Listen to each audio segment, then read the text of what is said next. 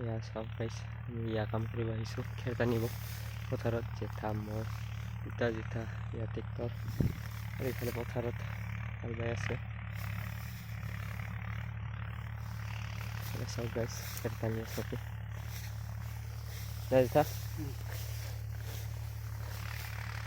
এয়া আমি বৰ্তমান পথাৰৰ পৰা এই খেৰবিলাক নিবলৈ পৰা নাই, সেয়েহে নিয়াৰ কাৰণে ঘৰলৈ আমি যত্ন কৰি আছোঁ। এয়া ট্ৰেক্টৰত আমি গাড়ীবিলাকত মানে খেৰবিলাক জাপি জাপি নিবলৈ ধৰিছোঁ। এইফালে মানে খেতি পথাৰত ট্ৰেক্টৰ নমাইছে চাগে, মানে কিছু খেতি কৰিবলৈ মানে সিহঁতে যত্ন কৰি লৈছে আৰু সেয়েহে আমি খেৰখিনি সোনকালে ইয়াৰ পৰা উঠাই নিব পাৰিলে আমাৰ ভাল হয়। এইফালে মই ভাতটো দেখিছোঁ, খেৰ টানিব কাম কৰি আছোঁ আমি। এইফালে ওপৰত এইখিনিতে আমি